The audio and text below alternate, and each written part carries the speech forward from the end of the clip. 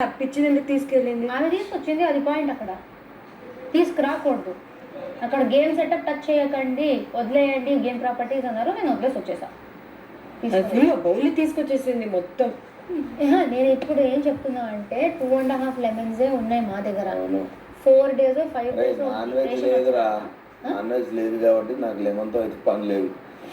దాంతో ఏం చేయొచ్చు చెప్తే దాన్ని మాకు కర్రీస్ కావాలి లెమన్, లేకపోతే ఇంకో రోజు మళ్ళీ లెమన్ రైస్ చేసుకుందామంటే ఆ రోజుకి ఒకటి కావాలి. ఆ రోజుకి కావాలంటే పరిగెట్టి వెళ్ళి ఆ రూమ్ నుంచి తీసుకురావచ్చు. ఇప్పుడే ఎందుకు అంత స్ట్రెస్ తీసుకుంటున్నాను? అది కాదు కానీ రైస్ డబ్బా ఎదురా ఇవి ఇంకా మనకున్న రైస్ ఇంకో ప్యాకెట్ ఉంది, సరిపోతుంది. రైస్ ఏం షార్టేజ్. ఎగ్ ఇప్పుడు ఒకటి కిచడీ లాగా పప్పు వేసి దాంట్లో పప్పు మరి సరిపోరా మనకి అన్ని డేస్ రావు.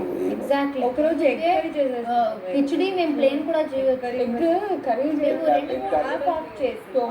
ఏదో ఉండట్లేదు. అరే ఎగ్ కర్రీ కంటే egg fried rice fried rice, ఎందుకంటే ఎగ్ కర్రీకి వేరేంత అవసరం. Exactly egg fried rice better.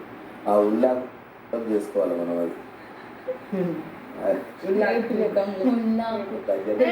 ఈ రోజు ఏమనుకున్నామంటే కొంచెం పప్పు, దీంతో పాటు వాటర్ మెలన్ కట్ చేసేసుకుందాం.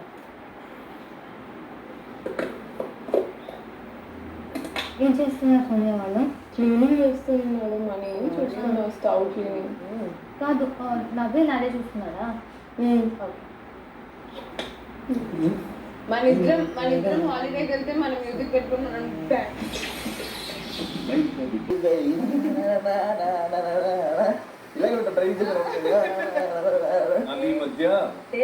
వాడు వెళ్ళి పాలు వేసేసాడు.